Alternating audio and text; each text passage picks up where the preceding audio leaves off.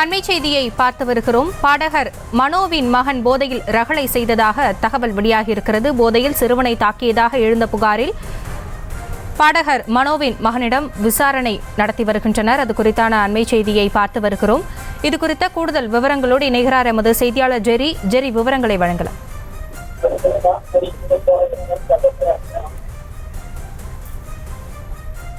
பாடகர் மனோவின் மகன் போதையில் ரகளை செய்த விவகாரத்தில் போலீசாரிடம் விசாரணை மேற்கொண்டு வருகின்றனர். அது குறித்தான அண்மை செய்தியை பார்த்து வருகிறோம். போலீசார் விசாரித்து வருகின்றனர்.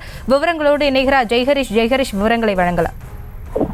வணக்கம் மாசினி. சென்னை ஆலப்பாக்கத்தை சேர்ந்த கிருபாகரன் மற்றும் மதுரவாயல் பகுதியை சேர்ந்த 16 வயது சிறுவன் ஆகியோர் நேற்று இரவு வலசரவாக்கம் சீதேவி குப்பம் பகுதியில் உள்ள கால்பந்து ஆட்ட கிரவுண்டில் அகாடமியில் பயிற்சி பெற்று வருகின்றனர். இந்த நிலையில நேற்று இரவு பயிற்சி முடிந்து அவர் இந்த சாலையின் அருகே உள்ள உணவகத்தில் உணவு வாங்க சென்றனர். அப்போது பின்னணி பாடகர் மனோவின் மகன் உட்பட 5 பேர் மது போதையில் இருந்ததாகவும் கிருபாகரன் மற்றும் இந்த 16 வயது சிறுவருடன் தகராறில் ஈடுபட்டதாகவும் தகராறு கைகலப்பாக மாறியுள்ளது. மேலும் இரு தரப்பினரும் அவரிடம் அந்த சிறுவன் மற்றும் கிருபாகரனை அடித்ததாக கூறப்படுகிறது. இதில் கிருபாகரனுக்கு தலையில் காயம் ஏற்பட்டது. சிறுவனுக்கு உடலில் பல்வேறு இடங்களில் காயமானது ஏற்பட்டதாக சொல்லப்படுகிறது. இதனை அடுத்து கிருபாகரன் கீழ்ப்பாக்கம் அரசு மருத்துவமனை சிகிச்சைக்காக அனுமதிக்கப்பட்டுள்ளார். நேற்று இரவு நடைபெற்ற இந்த சம்பவத்தின் போது போலீசார் அவர்களை அந்த பகுதியிலிருந்து அப்புறப்படுத்தியுள்ளனர். இந்த விவகாரத்தில் தற்போது மனோ அவர்களின் மகன் கையில் கட்டையுடன் நின்று கொண்டு இவர்களை மிரட்டும் அந்த தற்போது செல்போனில் பதியப்பட்ட காட்சிகள் தற்போது வெளியாகி பரபரப்பை ஏற்படுத்தியுள்ளது. மேலும்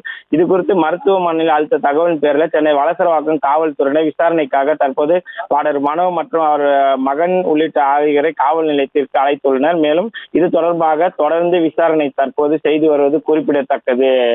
ஆசினி, பாடகர் மனோவின் மகன் போதையில் ரகளை செய்ததாக எழுந்த புகாரை அடுத்து அவரிடம் போலீசார் விசாரணை மேற்கொண்டு வருகின்றனர். விவரங்களை வழங்கியமைக்கு நன்றி ஜெய்ஹரிஷ். செய்திகளை உடனுக்குடனும் துல்லியமாகவும் தெரிந்து கொள்ள சப்ஸ்கிரைப் பண்ணுங்க.